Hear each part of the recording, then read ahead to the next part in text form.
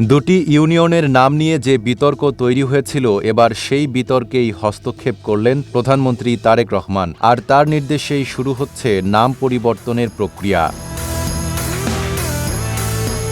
সম্প্রতি বগুড়ার নবগঠিত দুটি ইউনিয়নের নাম নিয়ে সামাজিক যোগাযোগ মাধ্যম থেকে শুরু করে রাজনৈতিক অঙ্গনে ব্যাপক আলোচনা শুরু হয়। অভিযোগ ওঠে, স্থানীয় সরকার প্রতিমন্ত্রী মীর শাহে আলমের দুই ছেলের নামের সঙ্গে মিল রেখে ইউনিয়ন দুটির নামকরণ করা হয়েছে।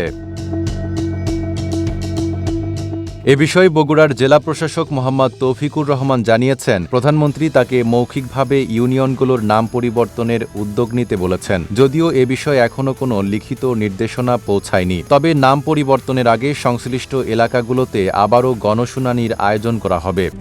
RICL TMX, যুগের পর যুগ স্থাপনা থাকে মজবুত। স্থানীয় বাসিন্দাদের মতামতের ভিত্তিতেই নতুন নাম চূড়ান্ত করার পরিকল্পনা রয়েছে।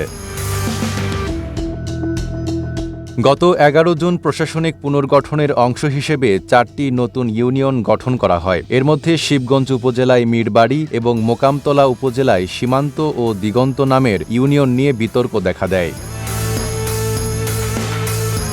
স্থানীয়দের দাবি, মিরবাড়ি নামটি প্রতিমন্ত্রীর পৈতৃক বাড়ির নাম, আর সীমান্ত ও দিগন্ত নাম দুটি তার দুই ছেলের নামের সঙ্গে মিলে যায়। বিষয়টি প্রকাশ্যে আসার পর শুরু হয় সমালোচনার ঝড়।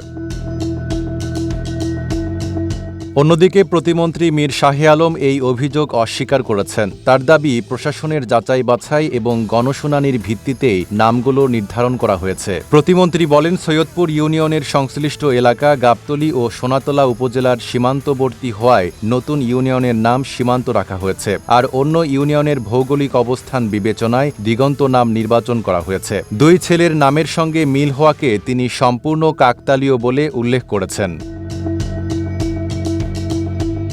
Desk report, Dhaka post.